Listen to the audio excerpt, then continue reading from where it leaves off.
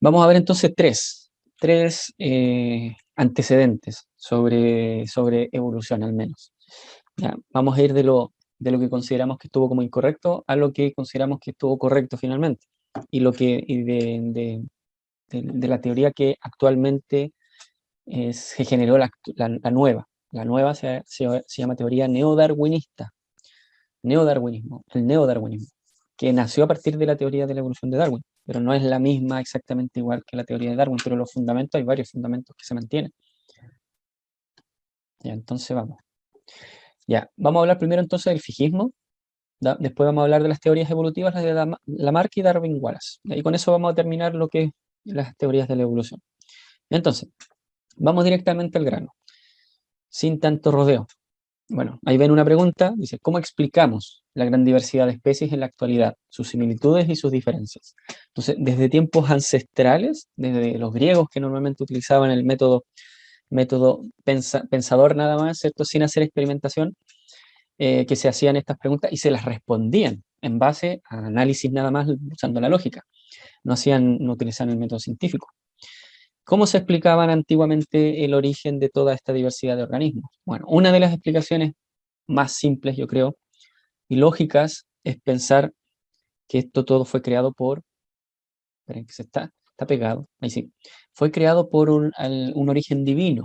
Hay algunos que piensan que puede haber sido llegado, puede haber sembrado, puede haber sido llegado por extraterrestres. Bueno, al final es como esos orígenes divinos, ¿no? Ahí sí. Y este movimiento, o este pensamiento, se le llamó creacionismo. Creacionismo, y las personas que lo practicaban eran creacionistas. Y esa era la explicación, pues, y chan chan, deberían aparecer los títulos, así que ya terminó la presentación. Ese sería el origen, punto. La gran diversidad actual se debe a un evento de creación divina, punto. ¿Ya? Eso es una cosa, pero esto es creacionismo. Y yo les hablé del fijismo. ¿Qué tiene que ver el fijismo con el creacionismo? Bueno, el fijismo lo que plantea, bueno, se basa en el creacionismo para explicar el origen de la diversidad de todo lo que existe actualmente. Y el fijismo dice lo siguiente, ya, el creacionismo, o sea, el fijismo se basa en el creacionismo, o sea, explica el origen de la diversidad en base a la creación. Y el fijismo plantea que las especies se mantienen inmutables en el tiempo. Es decir, en el momento de la creación, y vemos estos dos mariposas, pasa el tiempo y no cambian, se mantienen iguales. Eso es el fijismo, como su nombre lo indica, fijo, no cambia. Bueno, ¿y cuáles son los principios de la teoría fijista? Las especies son creaciones inmutables, es decir, sin cambios. Basándose en el libro del Génesis, ahí es donde se establece cómo se creó todo, y ahí está el fundamento. Entonces, cada ser creció como producto de los actos perfectos, y este es el argumento que mencionan los fijistas. Dice, como Dios es perfecto, esa es la lógica, ¿cierto? Dios es perfecto, por lo tanto, las creaciones, lo que puede emanar de él, también son cosas perfectas. Entonces, ¿cómo podemos asumir que las creaciones divinas van a ir cambiando en el tiempo? Eso significaría que las creaciones divinas no fueron perfectas cuando fueron creadas. Entonces es como algo choca con esa visión de que Dios es perfecto entonces. Pero yo creo que no, yo creo que no. ¿Por qué? ¿Por qué no? Yo creo que no. Se fueron, yo creo, por un lado que uno podría decir, bueno, el hecho de que las especies cambien en sí es perfección, porque se van a ir adaptando a las condiciones imperantes, como las condiciones van cambiando, se van adaptando a ellas, se van ajustando a ellas. Entonces no veo por qué sería contrario al que Dios es perfecto, crear cosas que se van adaptando, o sea, se van perfeccionando, no sé, pero bueno, ese es el fundamento del fijismo. Cada ser creció como producto de los actos perfectos de la creación de Dios, por lo tanto no deberían ir cambiando en el tiempo. Eso significaría que Dios es imperfecto. ¿Chan? Ya, ese sería el fundamento. Y la pregunta es la siguiente, por qué encontramos fósiles de huesos, por ejemplo, de ballenas en el desierto? ¿Es porque los Simpsons los llevaron ahí? ¿Qué? ¿Eso qué significa? ¿Dios se equivocó? ¿Los puso en un lugar que no debería? O sea, ¿por qué los creó en el desierto? Eso asumiría que Dios es imperfecto. Entonces, ya empezamos a tener problemas con el fijismo y con ese segundo principio de que si Dios creó todo y Dios es perfecto, entonces todo debería estar donde debería corresponder estar, pero encontramos que hay huesos de ballena en el desierto.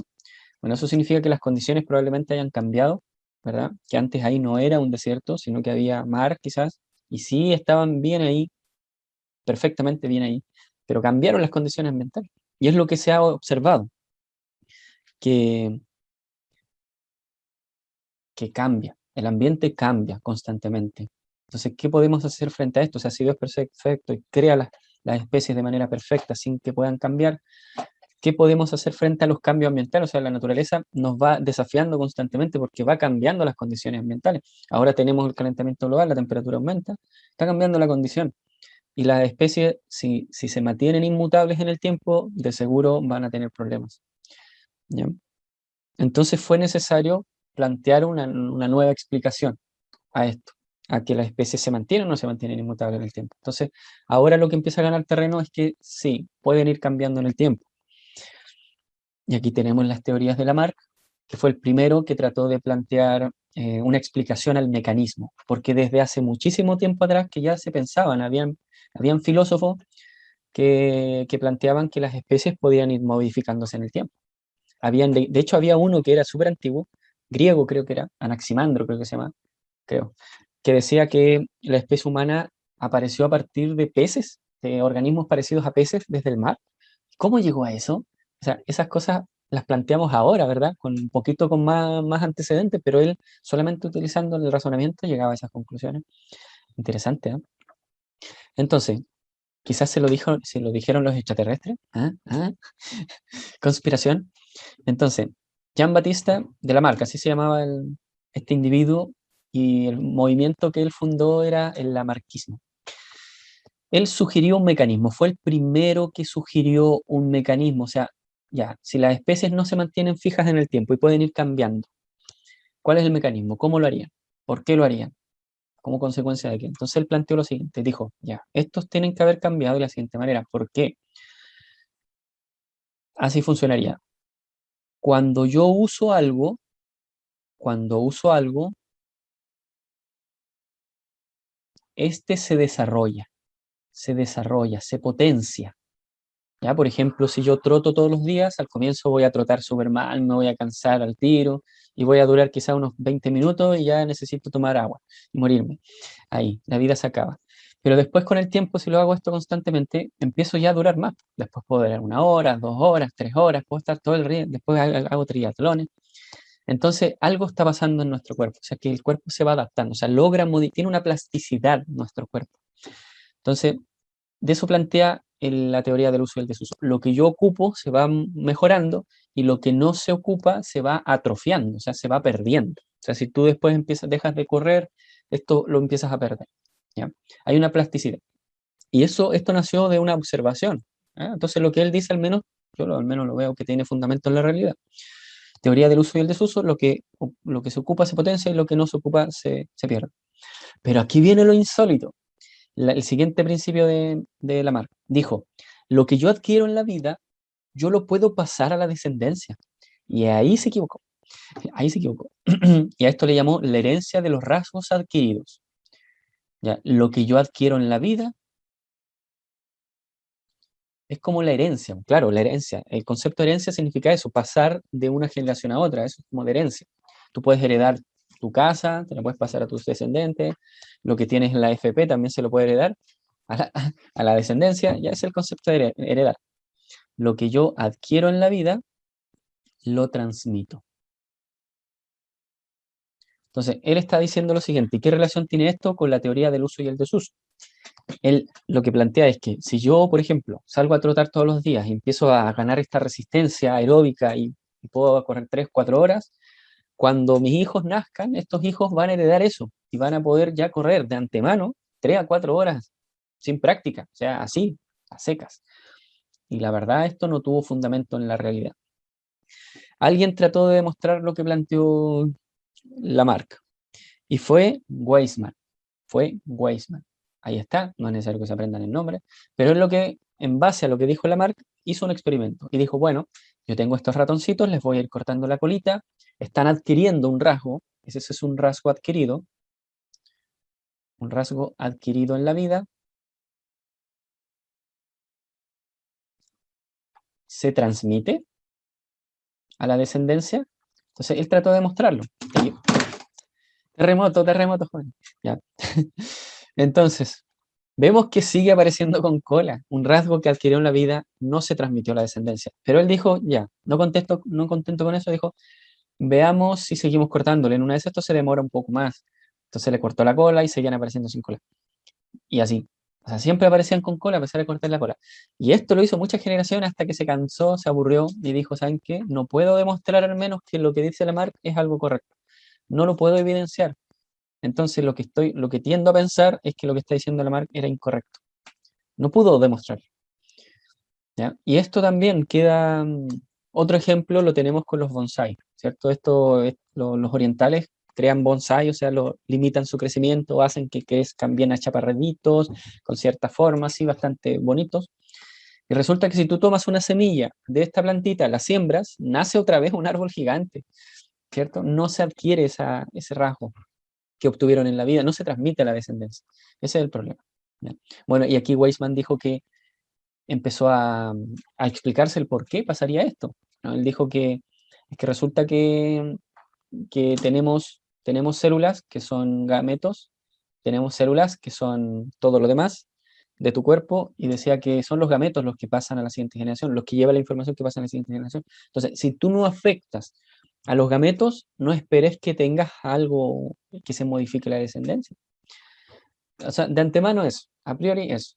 Entonces, ahí quedó como echado por tierra lo que dijo Lamarck y nos quedamos nuevamente sin un mecanismo para explicar cómo las especies podían modificarse en el tiempo.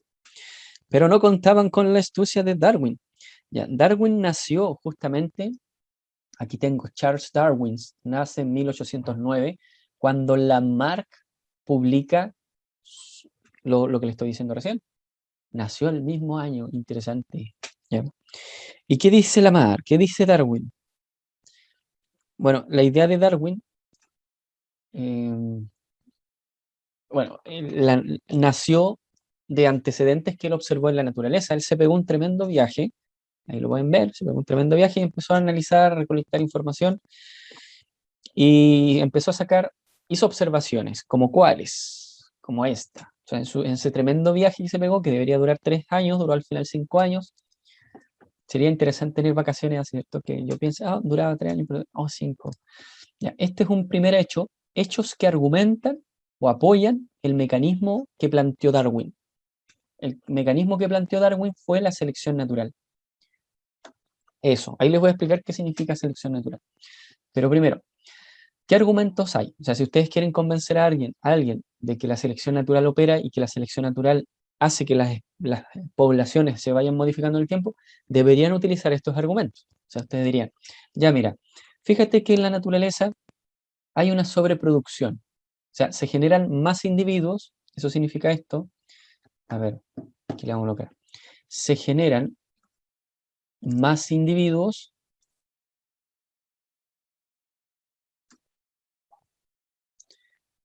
que los que finalmente llegan a la adultez. ¿Sí? Se generan más individuos los que finalmente llegan a la adultez. O sea, algo pasa en el camino que varios mueren. ¿Sí? ¿Qué otro argumento hay? O hecho, que él observó en ese viaje que se pegó, si no andaba ahí de guatita al sol, sino que anduvo trabajando, no fue un viaje de placer. Hay variabilidad biológica. Eso y sabemos, o no lo sabemos, no lo hemos visto este tema, pero la meiosis, que es un tipo de división nuclear, que es la forma en que generamos gametos a través de meiosis, lo que tiende es justamente a aumentar la variabilidad, que todos sean distintos entre sí. Entonces, el segundo hecho, o observación, que esto es solo una observación, los organismos en una población son diferentes entre sí.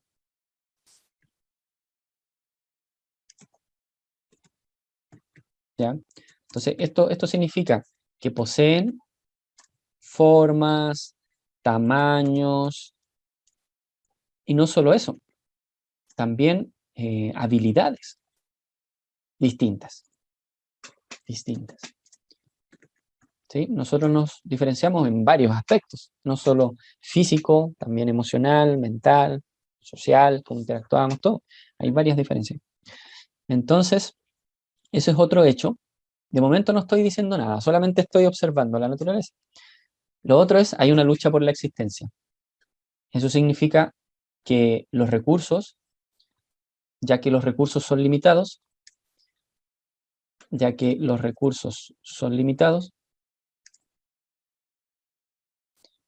se debe luchar por ellos, o sea, claro, se debe competir con los demás para acceder a ellos, ¿verdad?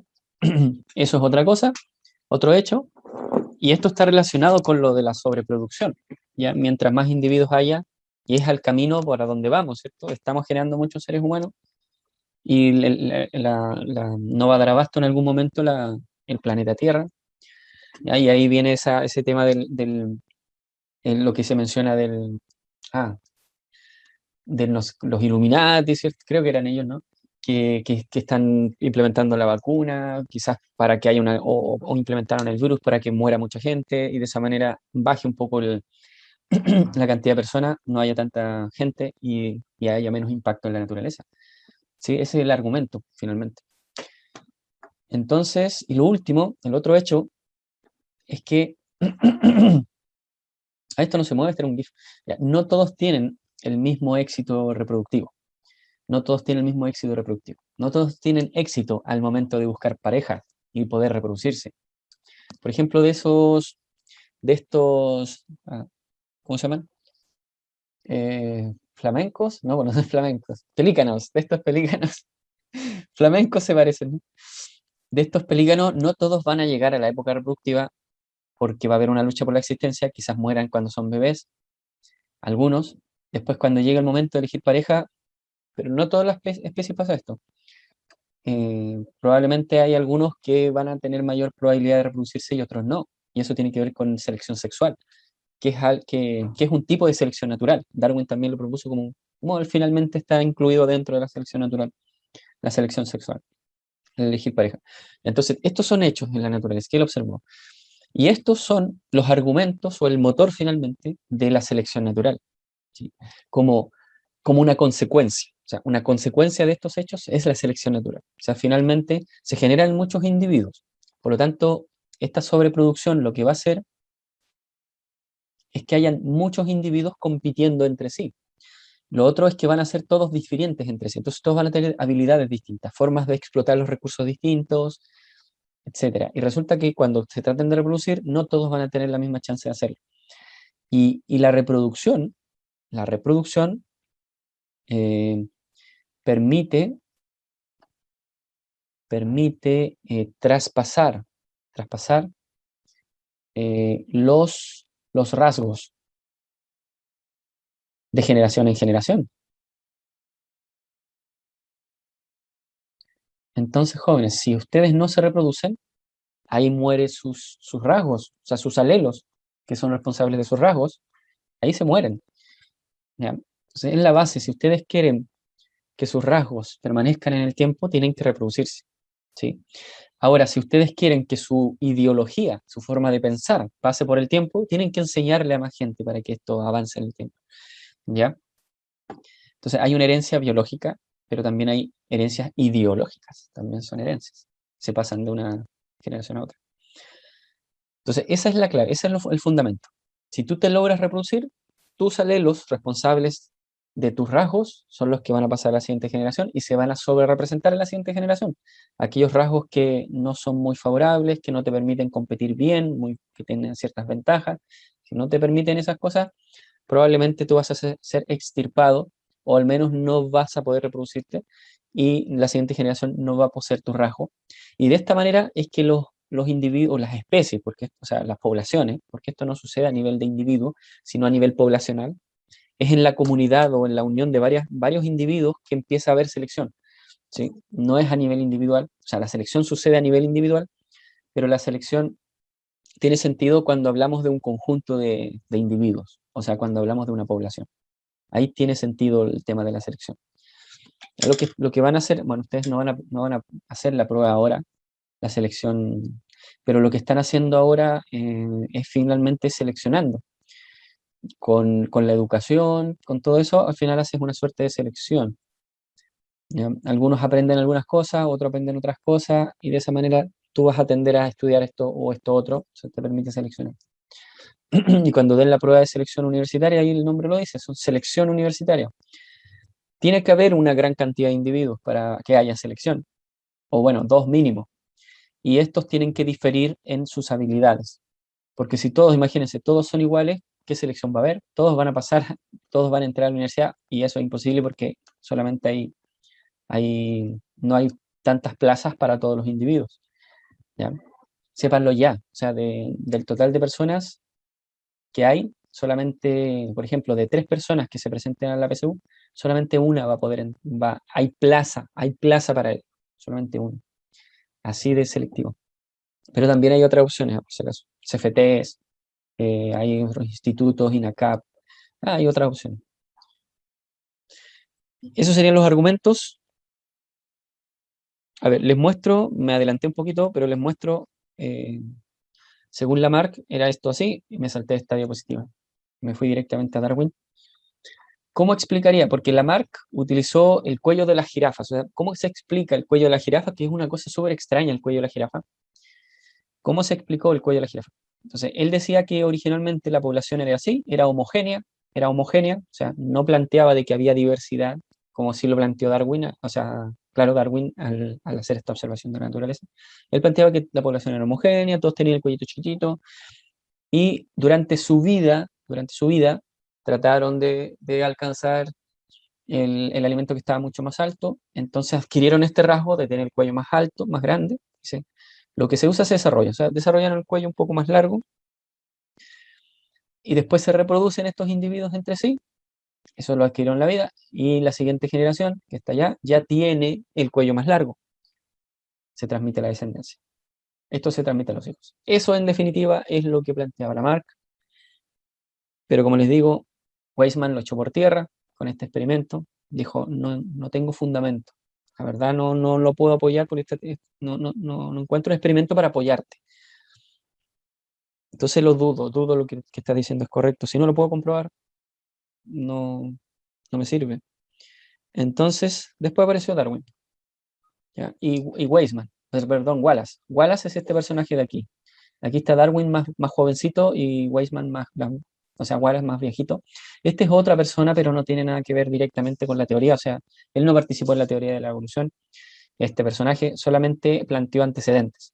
O sea, él creó antecedentes, finalmente, para que Darwin planteara su teoría de la evolución. Uno de los antecedentes que utilizó, que fue eso. Él era un economista, Thomas Malthus, que haciendo cálculos se dio cuenta que la cantidad de alimento en el planeta no iba a alcanzar en algún momento para toda la especie humana.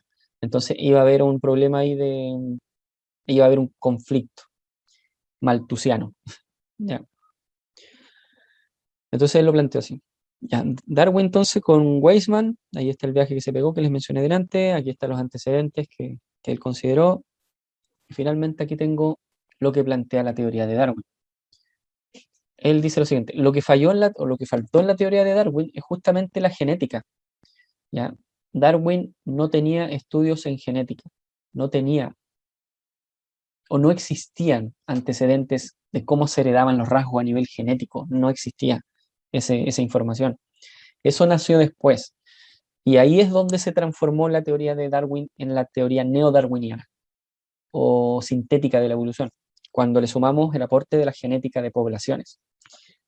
Entonces Darwin se tiró así nomás con lo que se sabía en esa época y él explicó de esta manera el cómo cambiaban las jirafas, el tamaño de la jirafa. Él decía, bueno, tengo una población, aquí tengo una población, recuerden que la evolución sucede a nivel poblacional, entonces tengo un grupo de individuos, estos difieren en sus rasgos, hay algunos de cuello largo, otros de cuello mediano, otros chicos, ya eso es lo común, que haya diversidad, en base a las observaciones que les mencioné antes. Estos individuos empiezan a competir en un ecosistema donde los recursos a veces son limitados, por lo tanto algunos quizás no lleguen a la época reproductiva y algunos sí llegan a la época reproductiva y se reproducen. Y aquellos que se reproducen son aquellos que tienen estos rasgos que le otorgaron ventajas comparativas respecto a los demás. Entonces hay una lucha por la existencia, eso mató probablemente a algunos en el camino, no alcanzaron a llegar a la época reproductiva, por un lado. Ahora, cuando se enfrentan al momento de la selección, de la reproducción, también puede que haya una selección ahí de tipo sexual. Entonces, algunos se van a reproducir y otros no. Entonces, la siguiente generación, o al cabo de 5, 6, 7 generaciones, por ejemplo, la población va a empezar hay una tendencia a cambiar. Ahora lo que predomina son los individuos de cuello más largo. Pueden haber quizás aún cuellos más cortos, pero son los menos. Entonces, lo que se está sobre representando en las siguientes generaciones son aquellos individuos que tienen rasgos más adaptados a la situación actual. La situación actual es que el alimento está más arriba. El alimento es más alto. Entonces, esto genera una presión selectiva.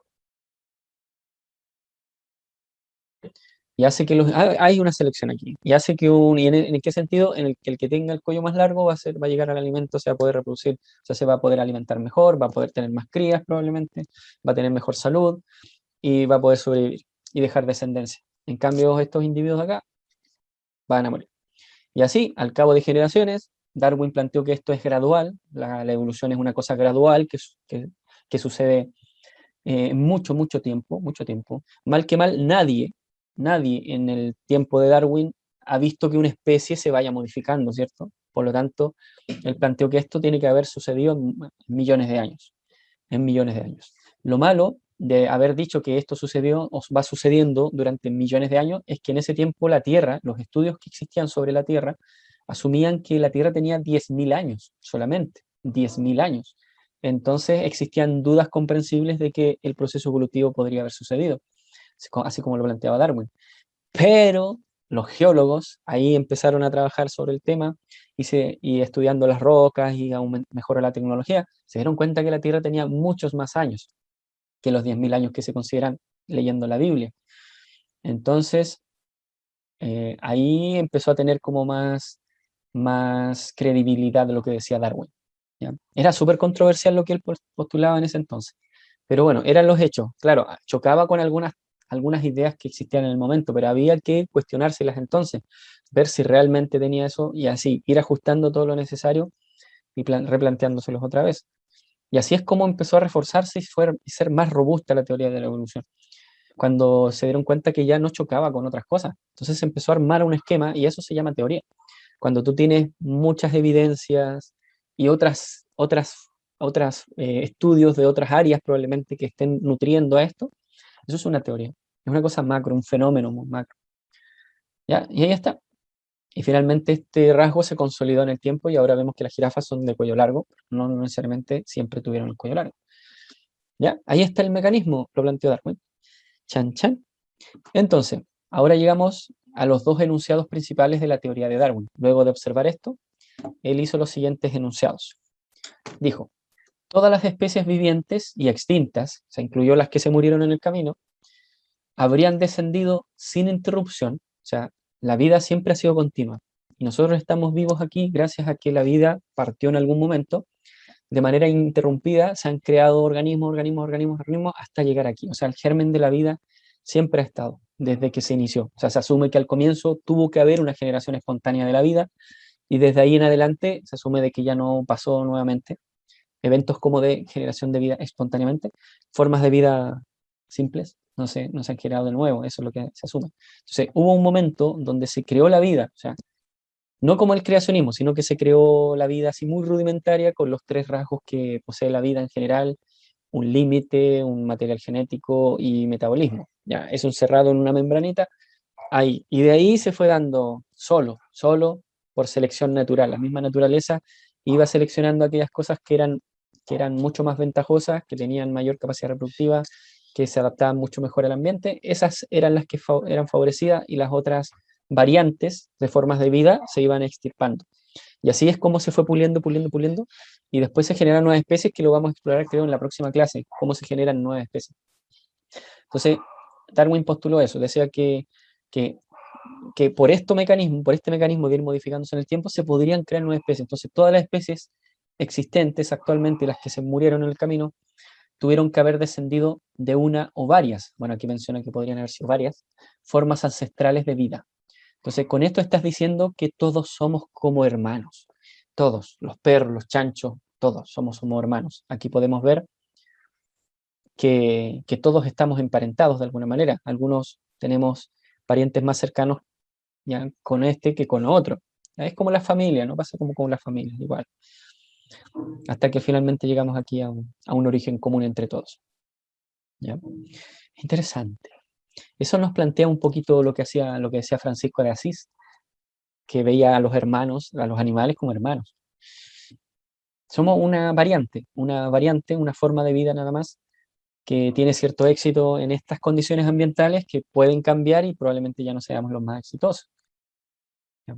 Y después sean otras especies las que estén ahí predominando. O sea, si se analizan las eras de la Tierra, hay distintas especies que fueron como favorecidas. Los dinosaurios en su momento, hasta que cayó esto de este agente seleccionador que no sé si fue una erupción volcánica o fue un meteorito, que finalmente liberó demasiado polvo a la atmósfera y eso hizo que la fotosíntesis decayera, y al caer la fotosíntesis, la productividad primaria de los ecosistemas empezó a bajar, o sea, no había tanta energía disponible para los organismos, y como los dinosaurios eran tan grandes y consumían tanto, se quedaron sin energía. Entonces fueron los que empezaron a morir. Y nosotros ahí aprovechamos esta oportunidad y los mamíferos empezaron a predominar. El cambio evolutivo, y aquí es lo que les decía delante, el cambio evolutivo es gradual, generalmente gradual, y es causado primordialmente ¿por qué? ¿Por qué algunos individuos van cambiando en el tiempo? Por este mecanismo. Ese es el mecanismo que postuló Darwin, se llama selección natural, o el principio de la sobrevivencia de los más aptos. Claro, él mencionaba que aquellos individuos que pueden sobrevivir eran, claro, eran seleccionados positivamente, eran los que permanecían en el tiempo, y los que y sus genes o sus características pasaban a la siguiente generación. Pero aquí lo malo de Darwin es que el foco se enfocó principalmente en la sobrevivencia, ¿ya? Cuando lo más importante no es tanto la sobrevivencia, o sea, sí es la sobrevivencia, pero no es tan importante más que reproducirse. La base de la evolución está en la reproducción.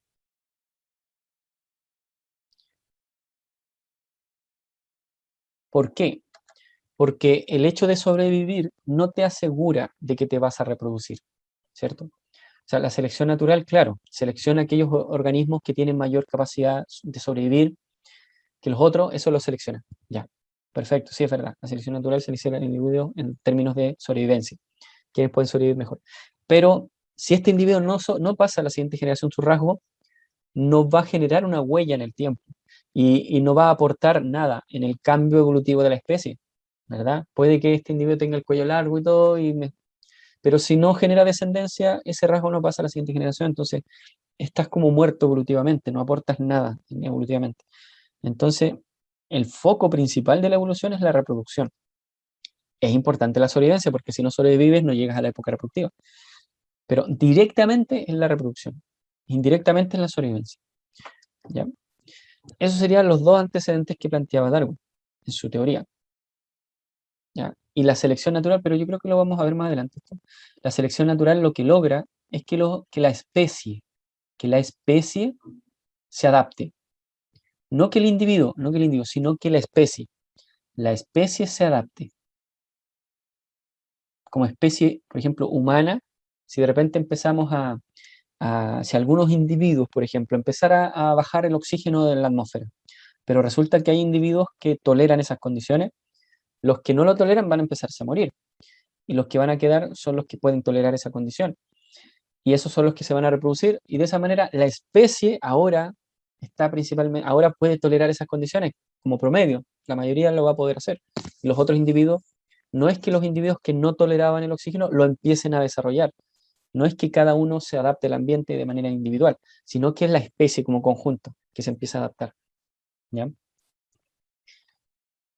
Eso, eso sería, miren, viéndolo en contexto, como les mencioné delante, ahí Charles Darwin nace en 1809, él viajó cuando tenía, ¿cuánto? 1831, ¿cuánto tenía? Como veintitantos años, ¿sí? Como veintitantos años.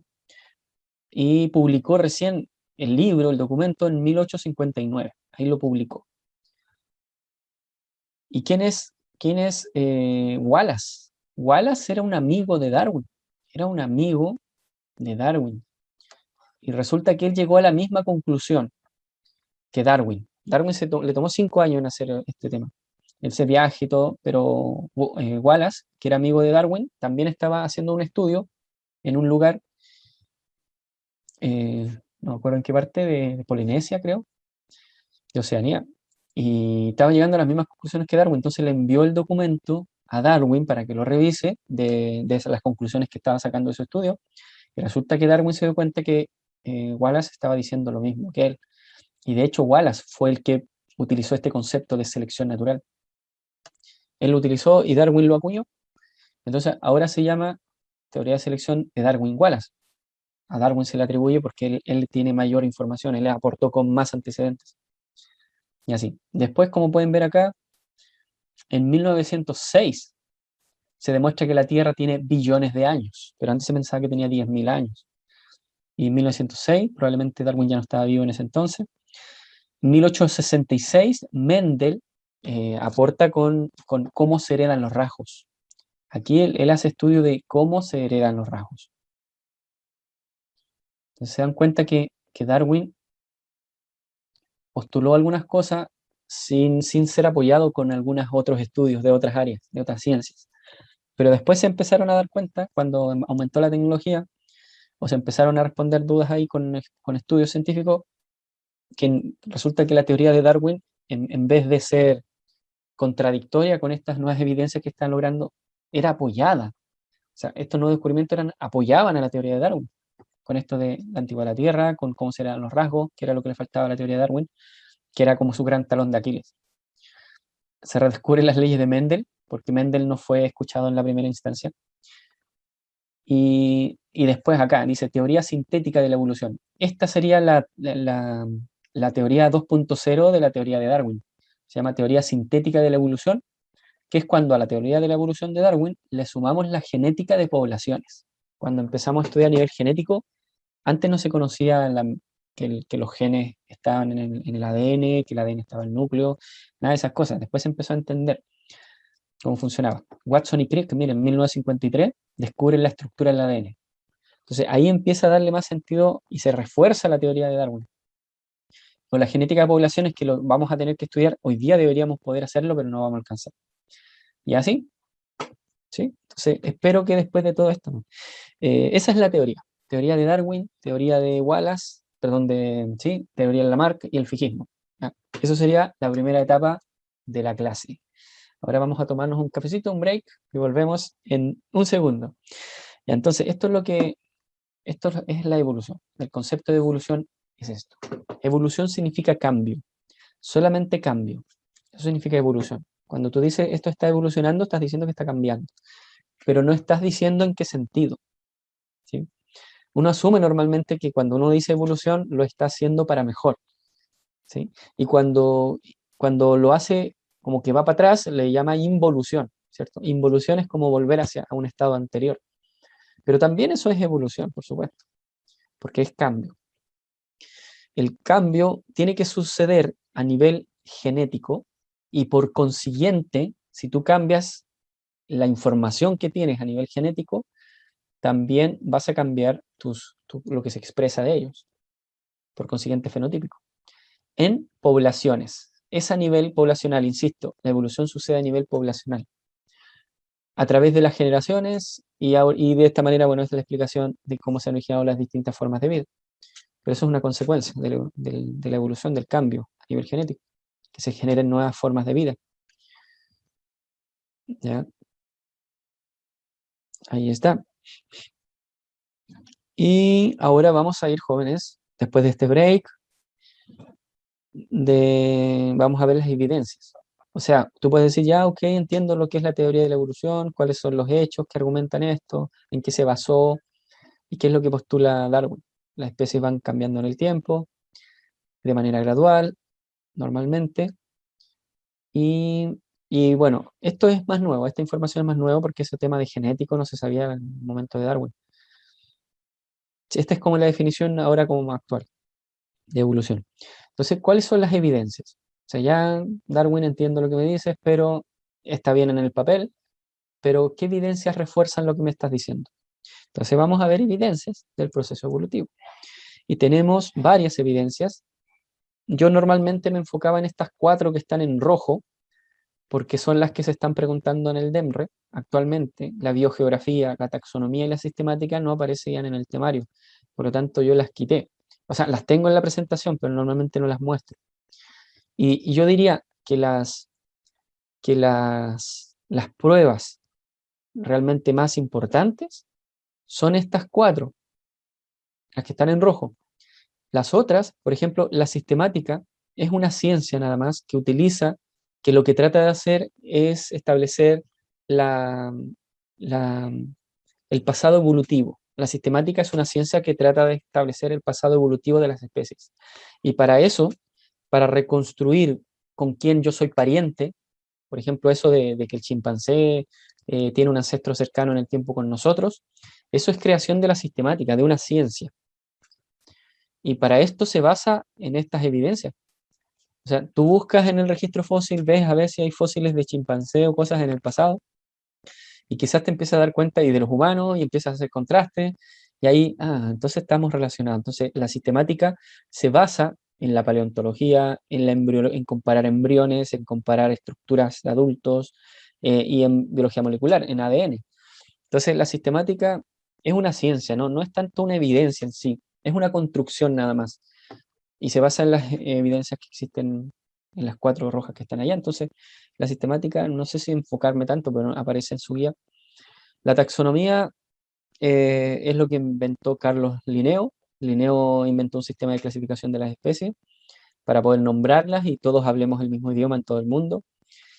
Y sin querer queriendo, al hacer esto, empezó a organizar a las especies por parentesco. Entonces, al hacer esto, indudablemente, al empezar a ordenar por parentesco, vendría siendo como un tema de anatomía comparada. Entonces, para generar grupos y clave y taxones, que son agrupamientos de individuos, utilizó anatomía comparada. O sea, dijo, mira, este brazo, este también lo tiene, ya, ok, este grupo lo vamos a llamar, no sé, dáctila. ¿Tiene dedos? Ya, arqueodáctilo, no sé, dáctilo de dedos. Ya, este es el grupo de los que tienen dedos. Este es el que tiene, no sé, 2 patas, caminan erguidos. Y así empezó a inventar criterios y empezó a crear grupos de parentesco. Solamente eso, no trató de representar la evolución, de quién estaba emparentado más con quién, pero sin querer queriendo empezó a hacerlo. Y él era creacionista, no era evolucionista. Él era creacionista, Carlos Linneo. Y sin querer queriendo después empezó a decir, oye, sí, puede ser, puede ser. Entonces esto también, la taxonomía se basa en la anatomía comparada. Y la biogeografía es básicamente, como les mencioné delante, observar o analizar, ver los distintos organismos, cómo se distribuyen sobre la superficie de la Tierra. Eso es todo. ¿Ya? Entonces, las evidencias como más importantes son esas 4 que están en rojo. ¿Ya? Entonces vamos a ver primero la evidencia de la paleontología. Evidencia directa, o sea, yo observo el organismo en sí directamente, es como básicamente eso. Y aquí está. La paleontología es una ciencia, actualmente existe, ustedes pueden estudiarla, es bastante buena, o sea, bastante bonita. Tienes que tener harta imaginación también y muchos análisis estadísticos para poder establecer fielmente quién era la especie. Básicamente lo que hacen los paleontólogos es como reconstruir la vida de los organismos del pasado y solamente usando vestigios. Un vestigio es cualquier evidencia, un fósil, cualquier evidencia, vestigio, cualquier evidencia que llega actualmente hasta nuestros días y que sobrevivieron al paso del tiempo. Aquí ven algunos, dice, ciencia que estudia los seres orgánicos que habitaron la Tierra en épocas pasadas y cuyos restos se encuentran fósiles. ¿Qué es un fósil? Es cualquier registro dejado por un organismo que vivió en el pasado y que debe tener al menos 10.000 años de antigüedad. O sea, como la edad que tenía inicialmente la Tierra que se pensó. No sé por qué ese criterio de 10.000 años, no lo sé. Quizás si tiene menos que eso es como más contemporáneo y paleo significa antiguo. Quizás no es suficientemente antiguo. Entonces, aquí tenemos, el fósil significa cavar y está relacionado o alude a las técnicas por las cuales llegábamos hasta estos vestigios, cavando, normalmente se logran cavando. Porque, bueno, vamos a ver cómo quedan atrapados estos organismos o estos vestigios quedan en las capas de la Tierra. Y es por eso que tengo que llegar cavando principalmente. Tenemos los coprolitos, que son caquita que ha sido petrificada. Eso significa, la caca está hecha de materia orgánica, pero resulta que se queda rodeada por sales minerales, por suelo, dependiendo del tipo de suelo, se puede intercambiar las sales minerales como que se impregnan en la caquita, en la materia orgánica. Se intercambian ahí la sustancia y finalmente las sales minerales quedan en la caquita y se solidifica y queda como un precipitado, algo duro, rígido. Y esto es capaz de permanecer en el tiempo porque queda, de esa manera no se degrada, se mantiene. Entonces llega hasta nuestros días, ahí tenemos un copro, caquita, lito significa roca. Sí, bueno, creo que hagan caquita de esa manera, ¿cierto? Imagínense, debería doler mucho. Aquí hay un insecto en ámbar. El ámbar es resina, solo generan los vegetales, que es un mecanismo de defensa que tienen. Primero es viscoso, pero después se solidifica y queda pero durísimo, como una roca. Y este insecto quedó ahí, no se descompone en esa circunstancia, entonces llega hasta nuestros días. Árboles petrificados, porque difícilmente una roca va a parecerse a un árbol así de manera natural, ¿verdad? O sea, ¿cuál es la probabilidad de que pase eso? Tenemos impresiones, una impresión, como un molde con una matriz, se impregna con... Esto en arcilla, queda ahí. Entonces, ¿cuál es la probabilidad de que esto sea algo natural? También, ¿cierto? Que tenga porque los seres vivos se caracterizan por tener arreglos, ser ordenados. ¿Sí? Entonces, tú encuentras, por ejemplo, vas a Marte o vas a Júpiter. Júpiter creo que no, ¿no? Creo que no. Es un gas, aunque el planeta es un gaseoso.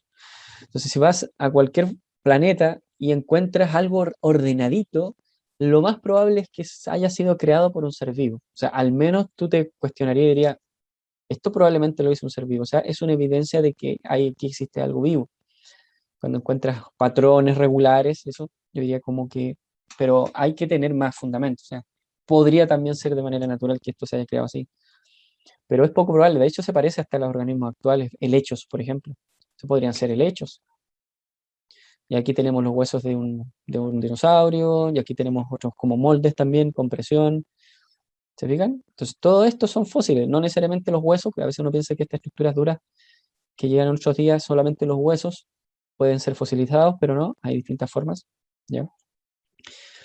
Y ahora, ¿por qué tuvimos que hacerlos de manera cavando? Cavando. O sea, es la forma más probable de encontrar fósiles, cavando normalmente. Porque cuando están expuestos en la superficie, los agentes atmosféricos, el viento, el agua, la lluvia, son agentes erosivos y normalmente eliminan estas pistas. Entonces, lo más probable encontrar esto es en cavando, que ahí quedan protegidos. Entonces, aquí ven, ¿cómo podrían quedar fosilizados estos vestigios, estos restos? De la siguiente manera, en un tipo de roca especial, se llama roca sedimentaria. Roca sedimentaria. A ver, ¿qué significa sedimento? Sedimento significa material particulado. Material particulado. Sedimento es material particulado que precipita, o sea, que cae y se deposita en una superficie. En una superficie. Entonces, resulta que este sedimento, este material particulado que cae, se precipita y queda en una superficie, resulta que va pasando esto durante mucho, mucho, muy, mucho tiempo. Entonces, como pueden ver aquí, en este caso tengo un medio que es el agua, es un medio como dispersante, entonces las partículas van cayendo a este medio dispersante que es el agua, entonces las partículas quedan aquí disueltas y van cayendo por acción de la gravedad. Entonces se van depositando en el fondo del lago, del río, normalmente en cursos de agua más estancada, con poco movimiento. Puede ser un lago, puede ser el océano, ya, no tanto con un poder de arrastre, porque eso no permitiría que se depositen las moléculas, las partículas ahí. Entonces normalmente ocurre aquí en el delta, bueno, cuando, ¿cierto? Ahí. Entonces tengo el fondo del lago y ahí empieza a depositarse una capita de sedimento, puede que algún dinosaurio haya quedado ahí muerto y quede atrapado en este sedimento, y resulta que después vienen otras capitas que se van formando arriba, a veces erupcionan volcanes y por lo tanto el tipo de sedimento que va a caer aquí va a ser diferente y se va a formar una capita o estrato. Cada una de estas capitas se llaman estratos. Entonces se puede formar una capita diferente en cuanto a tamaño de partículas, en características de color de la partícula. Entonces se van generando estratos, así que contrastan unos con otros.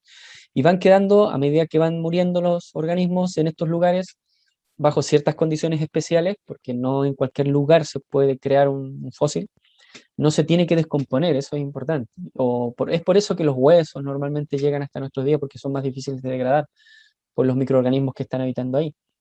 Entonces, bajo ciertas circunstancias, estos organismos persisten, no se degradan, entonces quedan ahí atrapados en estas capas de la Tierra.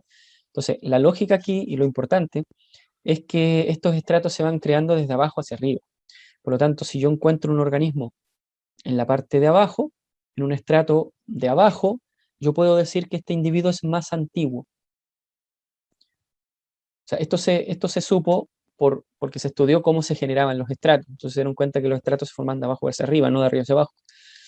Entonces el fósil que llega hasta nuestros días, después uno cava, por ejemplo, o empieza a hacer una carretera, o está haciendo la base de un edificio, entonces tienes que hacer un hoyo, y ahí te das cuenta, encuentras estos organismos ahí en la Tierra. Entonces, si te encuentras uno que está bien abajo, ese organismo es más antiguo que uno que te encuentras que está más hacia arriba, más hacia la superficie. Esa es la lectura que tienen que tener aquí, o la interpretación de los estratos. A esto se llama perfil estratigráfico, donde yo puedo hacer un corte de manera vertical, puedo ver todas las capitas de la Tierra, los estratos. Estos son rocas sedimentarias. Ya, una roca sedimentaria, roca es algo duro. ¿Y por qué es algo duro si era material particulado?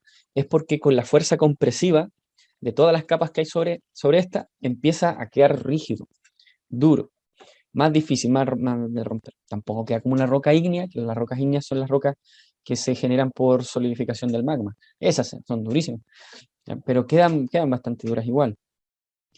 ¿Ya? Esa es la lectura entonces que tienen que tener y tienen que saber de esto.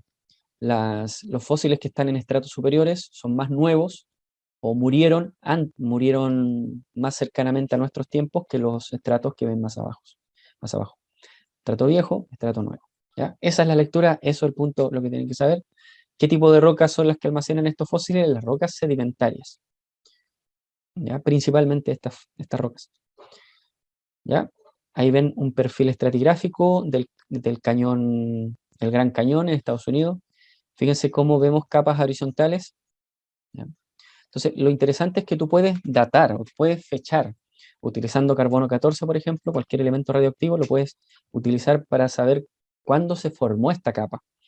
Entonces, todos los fósiles que tú encuentres en ese momento son contemporáneos a esa capa. O sea, si tú descubres que esta capa de aquí tiene, no sé, 10.000 años, eso significa, se formó hace 10.000 años, eso significa que los organismos que yo encuentro en esa capa se murieron hace 10.000 años atrás. Y así. Entonces, ¿qué podemos sacar de estos perfiles estratigráficos? ¿Qué podemos decir? Los fósiles más nuevos están en estratos superiores y los fósiles más antiguos en los inferiores. ¿Ya? Eso es una cosa. Que tienen la lectura de esto. Y hay otra cosa, otra evidencia, algo interesante que también tienen que ver en un registro fósil. Cuando uno empieza a recopilar información en las distintas partes del planeta, se da cuenta que en los estratos más inferiores, las formas de vida que existen ahí son más simples. Las formas de vida que hay en los estratos inferiores, eso significa que murieron hace millones de años atrás. Ya, jóvenes, estaba muy emocionado, ¿eh? Yo creo que esto fue un complot de los fijistas. Yo creo que los fijistas me intervinieron aquí. Ya, entonces les decía que lo que se puede apreciar, lo que causa extrañeza, rareza, es que los individuos que están en los estratos más inferiores son organismos más simples. Y a medida que voy ascendiendo en las capas de la Tierra, me encuentro con organismos más complejos.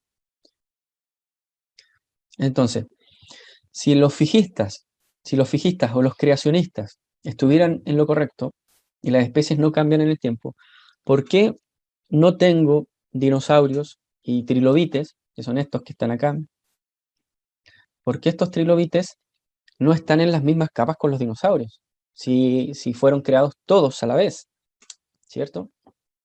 Sí. Profe, yo pienso que es mejor que apague ya.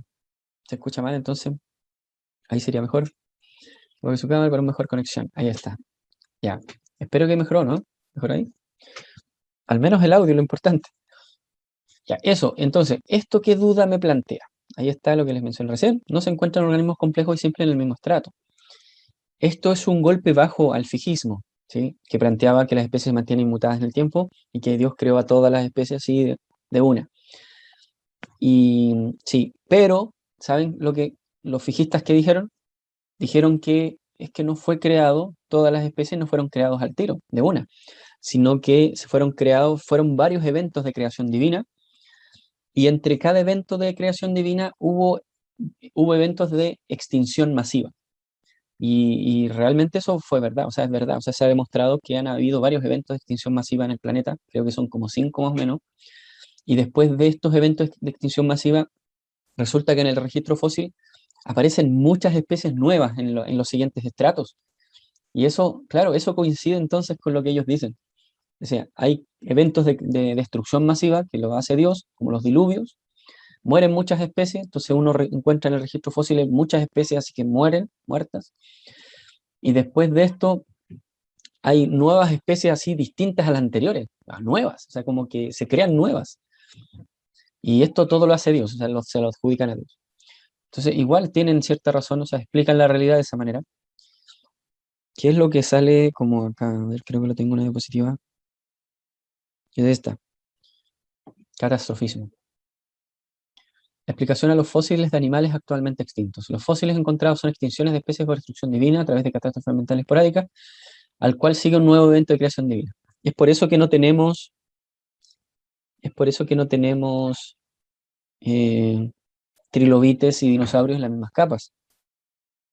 ¿Qué dicen? ¿Será así o no? Es por eso. ¿Ya? O sea, fueron eventos independientes de creación, los trilobites se crearon en un tiempo anterior y ahora se crearon más complejos. ¿Y por qué más complejos? Igual hay dudas, ¿cierto? ¿Cuál sería la lógica ahí? Ya, aquí están algunos antecedentes del registro fósil. El registro fósil es un compendio, una recopilación de todos los descubrimientos que se han dado en la humanidad. Se data o se fecha el estrato en el que fue creado, en el que quedó almacenado. Se trata de reconstruir la vida del organismo. Se toman muchos datos. Es un proceso de investigación forense así muy específica, que con la tecnología actual esto se está haciendo mucho mejor. Y todos esos antecedentes se anotan, se registran, y a eso le llamamos registro fósil. Entonces, cada vez que nace un nuevo fósil que se descubre, ya se puede relacionar con otros. Tú puedes descubrir probablemente si estos organismos vivían en familias o no, si eran herbívoros, carnívoros. Ya, es una ciencia ya bastante robusta, y cualquier registro del pasado puede formar parte del registro fósil. Tiene que tener más de 10.000 años de antigüedad nada más. Y lo malo es que no es fácil que se almacene la información en la Tierra.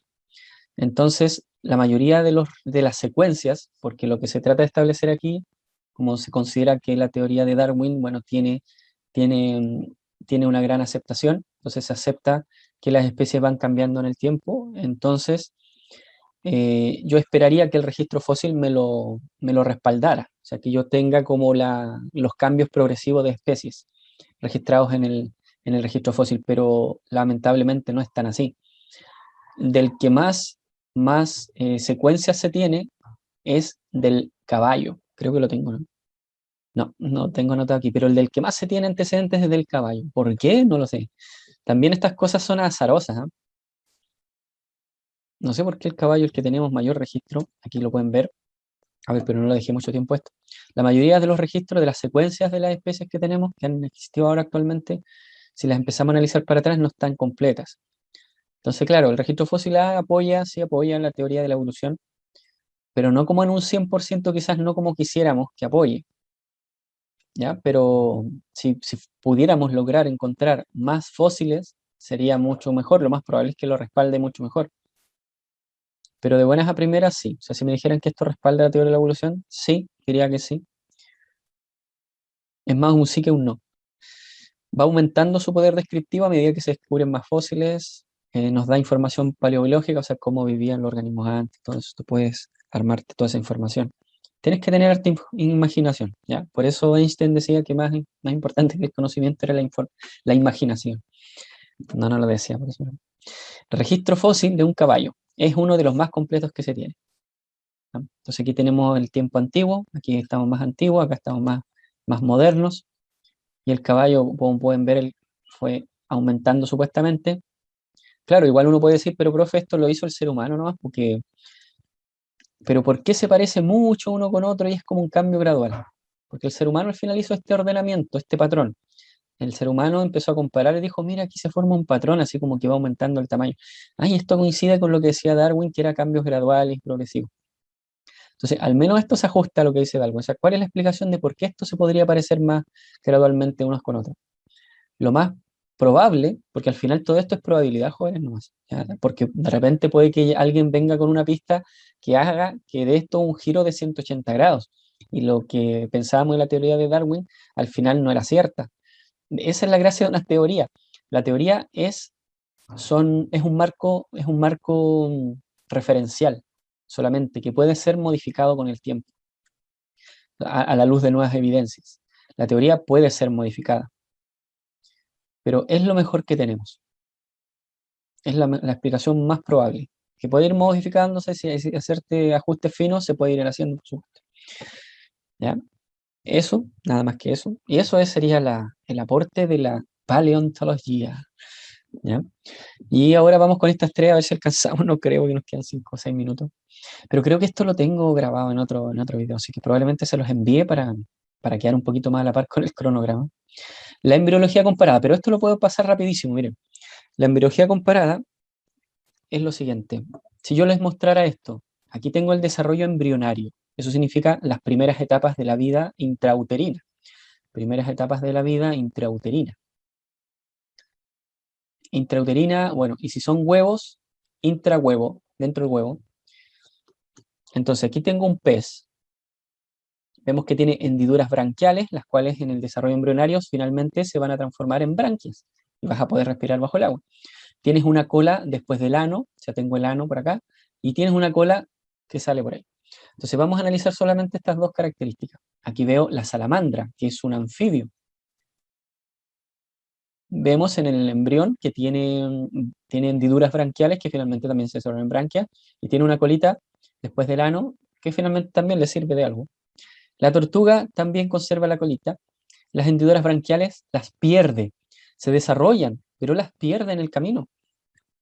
El pollo también tiene hendiduras branquiales, también tiene cola, pero bueno, ahí le queda su colita. Y el humano también tiene hendiduras branquiales, ahí las ven, tiene cola después del ano, pero finalmente la cola la pierde y las hendiduras branquiales se desarrollan en otra cosa. Entonces, cuando tú ves aquí y comparas los embriones, ahí hubo un personaje que estudió los embriones de los seres vivos. Y ahí se dio cuenta que por qué nos parecemos tanto, o sea, por qué somos tan similares. Y bueno, esto lo que apoyaría es que tenemos ancestros en común. Esa sería como la explicación más probable a esto de por qué nos parecemos unos con otros, sin mediar un dios, o sea, sin tratar de explicarlo utilizando un dios. El chimpancé y el humano, fíjense, cuando somos fetos, también nuestros cráneos son muy parecidos. Pero a medida que nos desarrollamos empezamos a contrastarnos y nos diferenciamos. Entonces, si ustedes dicen, yo me parezco a un chancho, depende cuándo nos comparemos. Si nos comparamos en la etapa adulta, claramente que nos diferenciamos. Hay algunas similitudes, por supuesto, pero en etapa embrionaria somos muy parecidos. Muy, muy, muy parecidos. Entonces, esa pregunta de si nos parecemos unos a otros, eso va a depender en qué momento nos comparemos. ¿Ya? Y eso es la embriología comparada. O sea, ¿por qué nos parecemos? Lo más probable, la explicación aquí, es que teníamos un ancestro en común. Ancestro común, y este ancestro común de todos estos individuos fue diversificándose. Se fue diversificándose. Fue, claro, eso se llama evolución divergente. Evolución divergente. Divergente como que piensa diferente, o sea, para otro lado, así. ¿Ya? Eso sería embriología comparada. También tenemos la anatomía comparada, y aquí es un poquito más largo y probablemente no alcancemos a verlo porque nos quedan 3 minutos, pero aquí viene el comparar órganos a estructuras adultas. A ver, vamos con el otro mejor, con el biología molecular, biología comparada, porque la anatomía comparada nos va a tomar más tiempo. La biología molecular, en cambio, es más fácil. Biología molecular, ¿sí? Tú puedes comparar, como les mencioné, estructuras de embriones, y te vas a dar cuenta que son muy parecidas entre organismos, por lo tanto, estarían emparentados estos. O puedes comparar moléculas, como por ejemplo el ADN, puedes utilizar el ADN, o puedes utilizar las proteínas, que las proteínas nacen a partir de la expresión del ADN, están relacionadas ahí. Y tú puedes hacer estos esquemas. Cuando tú comparas secuencias, por ejemplo, de ADN, Tenemos los humanos, los chimpancés, los gorilas, los orangutanes, los bigones y todos estos primates que al menos se parecen en cuanto a anatomía. Tú puedes tomar su ADN y ver las secuencias de bases nitrogenadas que tienen y establecer relaciones evolutivas. Y la lógica es la siguiente: mientras más similar sea el material genético, más emparentados están en el tiempo. Entonces el chimpancé y el humano creo que difieren un 97%. O sea, son iguales un 97% su material genético. Y este 3% es la explicación, la diferencia que tenemos entre ambos. Y con los otros chimpancés, o sea, con los otros primates, la diferencia va aumentando. Entonces, probablemente con el chimpancé, en el tiempo, nosotros teníamos un ancestro común muy cercano. En cambio, con el gibón, no tenemos tantas secuencias similares. Por lo tanto, ¿compartimos un ancestro común con el gibón? Sí, aquí tenemos un ancestro común, pero nos separamos de él hace mucho tiempo. Y aquí viene otra cosa que también es importante. Mientras más tiempo pase,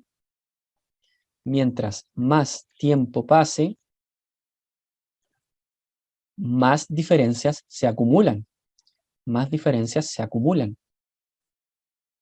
¿Ya? Eso es otra cosa que tienen que recordar. Y eso tiene sentido. Por ejemplo, si ustedes tienen un gemelo y este gemelo siempre ha crecido, o tú tienes un amigo que siempre ha ido a tus mismas clases, ha vivido en tu casa todo el tiempo, entonces lo más probable es que ustedes se parezcan mucho, ¿sí? Van a haber diferencias, por supuesto. Pero si de repente este amigo se va por un día a España, bueno, no van a haber muchas diferencias entre tú y él. Pero si se va por un año, por 2 años, 3 años, 5 años, 10 años, o sea, mientras más tiempo pase, hay una directa relación. Mientras más tiempo pasan separados estos organismos, más diferencias se van a ir acumulando y más se van a diferenciar, no se van a parecer. Entonces, como nosotros nos parecemos tanto con los chimpancés, es que decimos que ha pasado muy poco tiempo desde que el ancestro común creó a estas dos especies. Y así podemos correlacionarlo con los demás. Mientras más tiempo ha pasado, con el gálago, por ejemplo, tenemos muchas diferencias genéticas con él, entonces significa que nuestros ancestros comunes, o el ancestro común se creó este grupo aquí, lo separó de este hace mucho tiempo, millones de años atrás. Esa es la lógica aquí, para poder interpretar estos esquemas. Y hasta aquí alcanzamos a llegar, ¿ya? Eso se llama árbol filogenético. Árbol filogenético. Es como un árbol genealógico, pero no vas a poner aquí los organismos de la familia, sino colocas organismos de especies. Es más inclusivo, es más grande, ¿ya? Y también puede usar proteína. Mientras más tiempo pasa, desde que las especies se han separado desde el ancestro común, más diferencias van a ir acumulando, ¿ya? Aquí tenemos un árbol también creado con citocromo C, que es una proteína. También puede usar proteínas, diferencias entre proteínas. ¿Ya? Entonces ahora vamos a ver qué aporte nos da la anatomía comparada para creernos este tema de la evolución, ¿ya? O qué antecedente nos da. Aquí pueden ver, aporte de la anatomía comparada, el último pista o evidencia de que la evolución ha ocurrido o ocurre. Al menos esto llena un poquito más el rompecabezas y nutre mucho mejor la teoría de la evolución. Ya, la anatomía comparada aquí, como hemos visto con las otras evidencias, es básicamente ir comparando cosas. Aquí vamos a comparar estructuras anatómicas de organismos adultos, porque si comparáramos estructuras embrionarias sería anatomía comparada, pero embrionaria, que eso ya ahí se los mencioné en la clase pasada, la embriología comparada, cuando comparamos los distintos estados de desarrollo, las estructuras que poseían los embriones.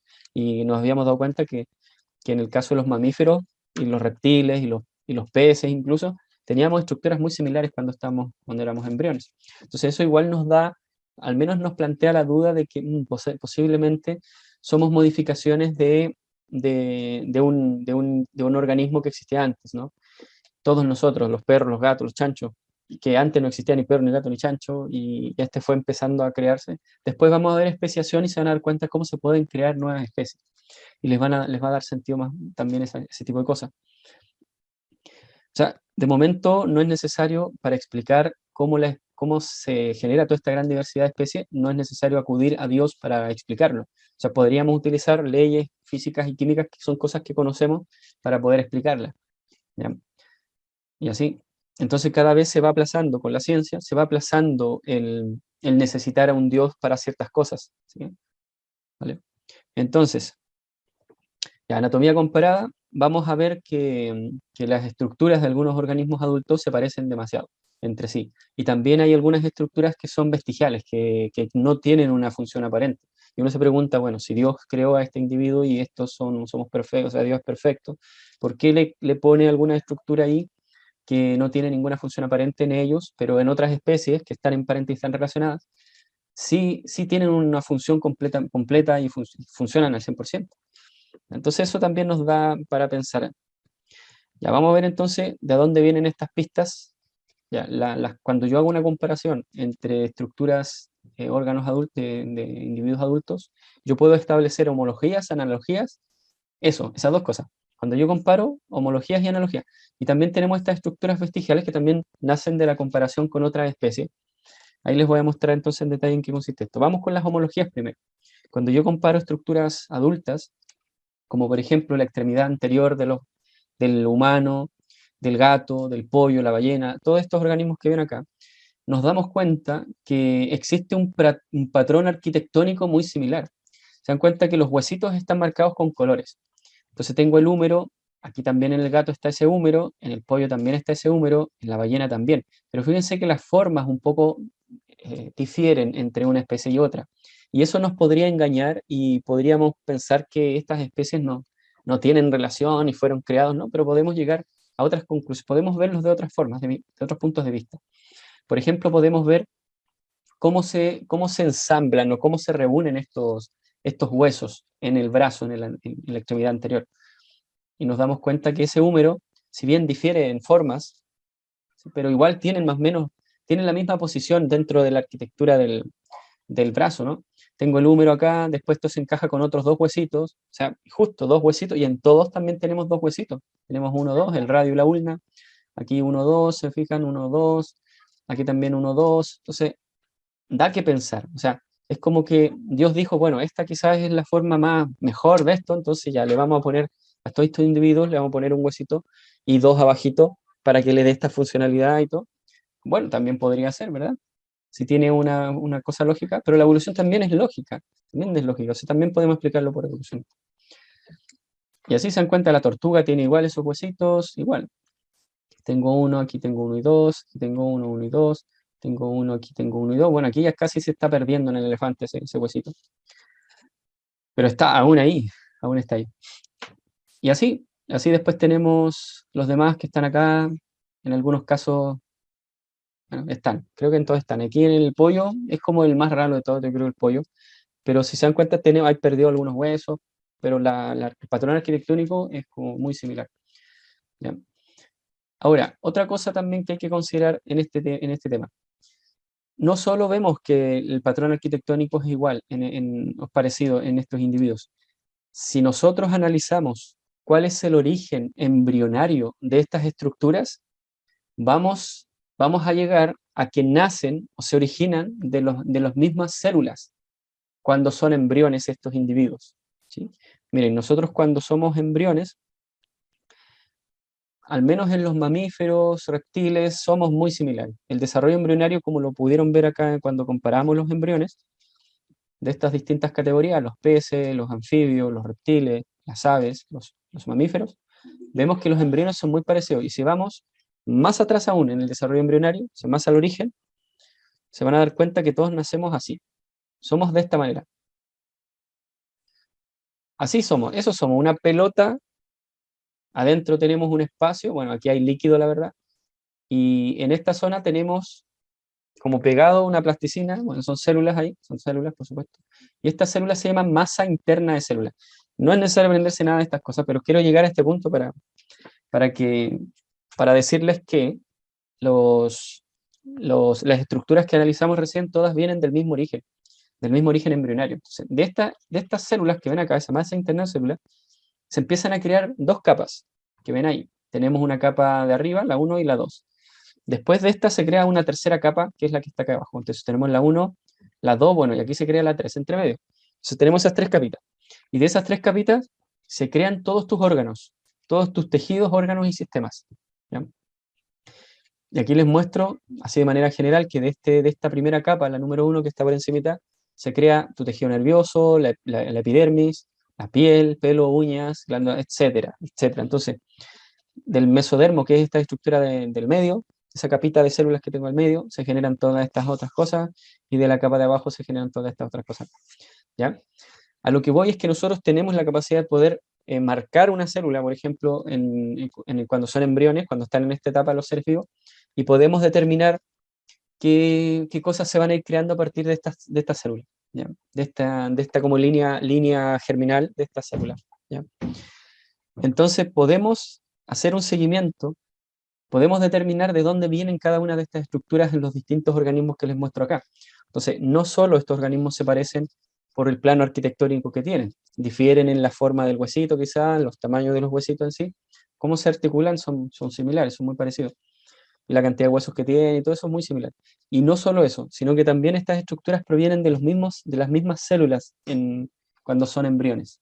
¿Ya? Tú puedes marcar esta célula y puedes ver en qué va a terminar finalmente esa línea que estás marcando. ¿Ya? Y resulta que provienen de la misma parte del embrión. Entonces, esto nos da a pensar que probablemente estos individuos todos derivan del mismo arquetipo de especie inicial que fue derivándose y generándose esta diversidad de especies. Y ahí estaríamos explicando entonces cómo se generó la diversidad de especies, cómo se generan humano, gato, pollo. Antes quizás no existían nada de estas cosas. Y modificamos ese patrón inicial y generamos todas estas combinaciones distintas. ¿Vale? Eso sería.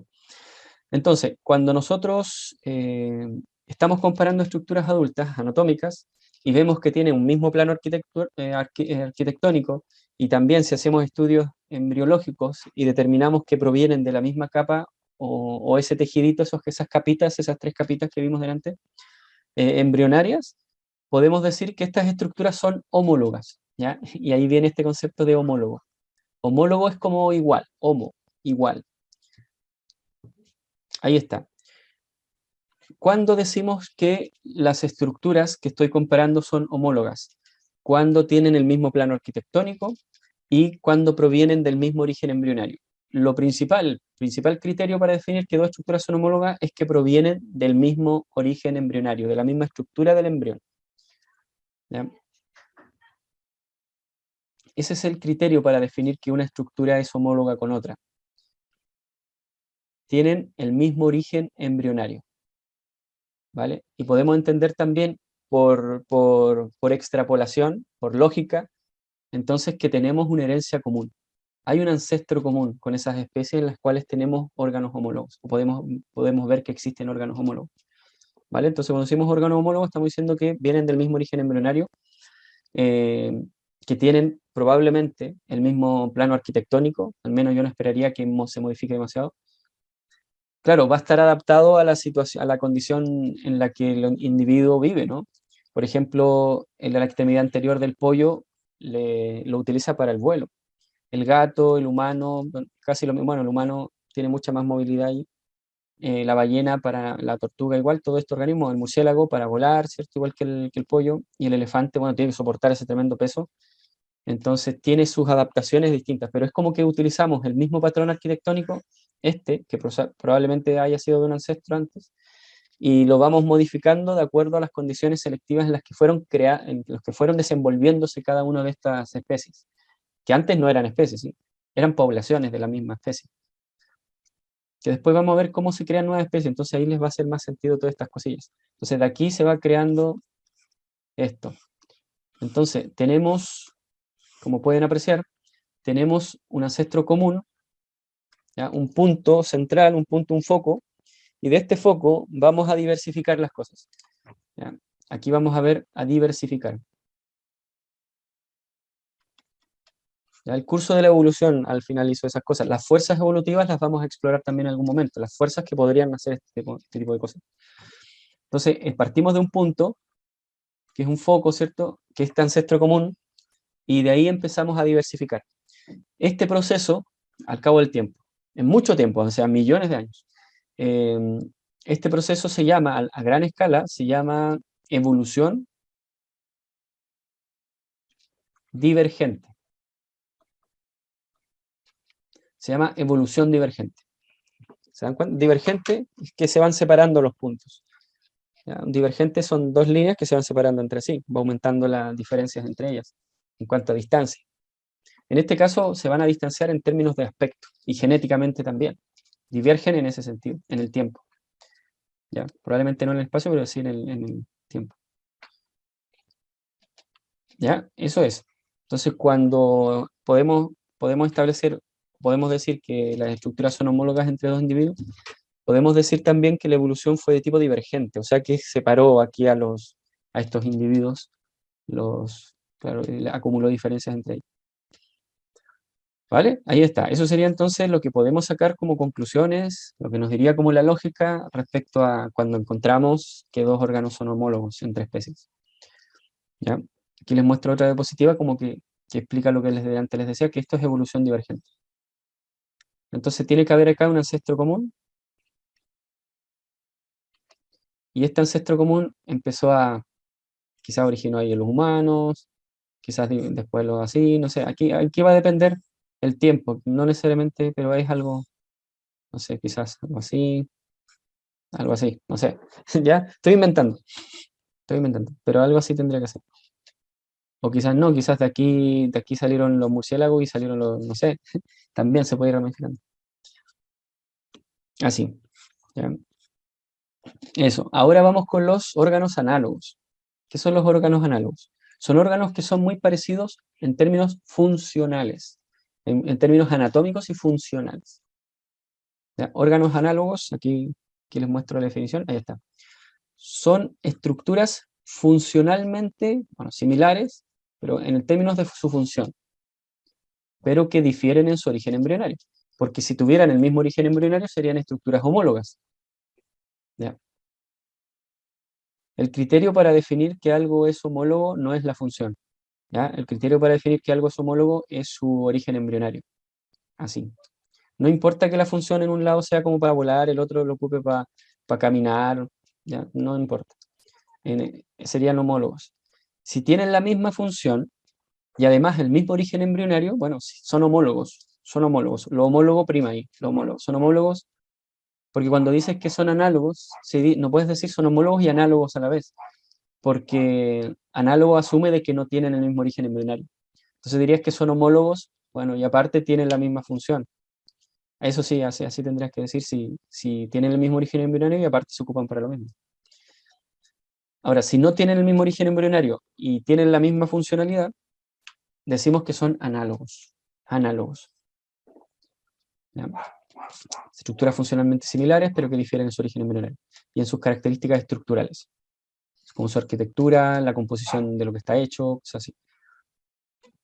Aquí vemos entonces el ala del ave que le permite el vuelo, pero fíjense de qué está hecho, o sea, tenemos huesos, tenemos articulaciones, tenemos plumas, muy contrastante, muy contrastante con lo que vemos con un ala de insecto.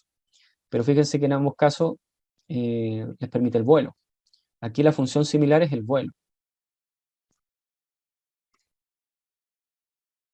Aquí es como que no hay mucha, no hay dónde equivocarse, ¿verdad? Yo creo que nadie pensaría que un ave y un insecto están relacionados, ¿cierto? Evolutivamente.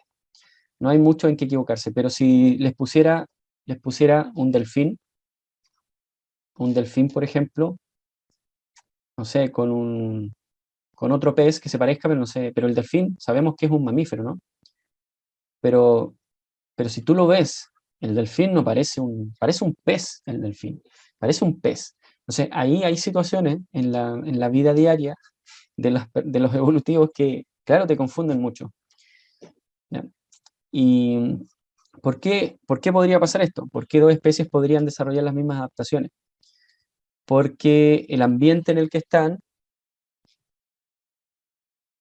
seleccionó a aquellos individuos que tenían estas características. En mucho tiempo sí fueron desarrollando estas adaptaciones y adaptaron lo que tenían a la mano. ¿Sí? Las aves tenían extremidades anteriores, brazos, no sé, se dice que vienen de los reptiles, de los dinosaurios, y estas extremidades anteriores la empezaron a modificar progresivamente en el tiempo hasta que empezaron a salir estructuras como ya más parecidas a las alas que tienen actualmente las aves. En cambio, los insectos no es que hayan tenido brazos, ¿cierto? Antes y estas las transformaron en sus alitas. Probablemente esto era una modificación de otra cosa. El ala quizás era una modificación de otra estructura que terminó siendo ala. Entonces lo que hacen los seres vivos con la naturaleza es tomar lo que tiene la mano y modificarlo, transformarlo en otra cosa, ¿ya? Y lo utiliza de otras maneras. Interesante, ¿eh? Ahí tiene que usar la creatividad de la naturaleza. Adaptar lo que tiene la mano y lo modifica nomás y genera otras estructuras. ¿Ya? Ahí está. Y esto es todo lo contrario a lo que vimos delante con evolución divergente, ¿verdad? Que se generaba una variabilidad de individuos, a partir de una se generan varias. Aquí como que tiende, aquí hay una tendencia a que los organismos se parezcan. Hay una tendencia a generar especies similares. Pero si tú haces un análisis molecular, por ejemplo, a nivel de ADN o a nivel de proteínas, entre estas dos especies te vas a dar cuenta que difieren, pero enormemente. ¿Ya? Entonces, a veces no hay que jugar el libro por la portada, o sea, tú comparas de manera externa y a veces te puedes llegar, te puedes confundir. Entonces, lo ideal es empezar a sumarle más evidencia. La parte molecular es una evidencia bastante fuerte, ¿sí? Se pueden parecer mucho, pero no. Hay otros casos también que se parecen mucho, por ejemplo, estos individuos que les muestro acá, son todos muy parecidos, ¿eh? En África tenemos al Orypteropus afer, es del centro sur y este de África. Se fijan que tiene esa forma como armadillo. Acá en África también tenemos otro, tiene esa forma. Tenemos este oso hormiguero de América Latina, este es América Latina, o sea, está al otro lado del Atlántico, pero todos tienen estas formas muy parecidas entre sí. Y uno podría llegar al error de que estas especies derivaron de una, que por evolución divergente se fueron creando estas tres. Pero no fue así. Son especies independientes unas de otras. Claro, comparten algunas características, pero porque son mamíferos también, creo que son mamíferos todos ellos. Y hay otras características en común, tener ya muchas homologías hay aquí.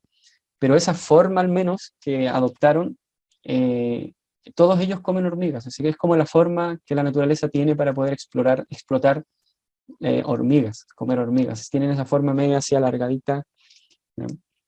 Entonces, cuando se encuentren con una situación así, donde hayan especies que se parezcan mucho, no, ahí tienen que preguntarse, ¿estas especies están emparentadas realmente o es evolución convergente? Es decir, como las presiones selectivas han tendido a ir en el mismo sentido y han dejado, las adaptaciones que han logrado los individuos tienden a lo mismo. Entonces se llegan a parecer mucho, ¿ya? Eso se llama evolución convergente, en términos de, en largo plazo es evolución convergente. Y las estructuras que comparamos acá son analogías. Es una analogía, o sea, en términos funcionales son iguales, pero no tienen el mismo origen embrionario. También les muestro acá otro, un caso de los vegetales. Nosotros, por ejemplo, este es un vegetal tipo, ese es como un modelo de planta, y esta planta tiene distintas estructuras. Entre esas tienen las yemas que ven acá, las yemas axilares. Son unos tejidos que se crean sobre la hoja. Ahí está, en la axila de la hoja. ¿Sí? Entonces, en esa estructura hay un tejido que en el caso, por ejemplo, de la especie de la derecha que ven acá, no, perdón, de la izquierda, esta especie, no sé cómo se llamará, esta especie, a partir de esa yemita que ven en este punto, origina espinas. De ahí crea las espinas que ven aquí.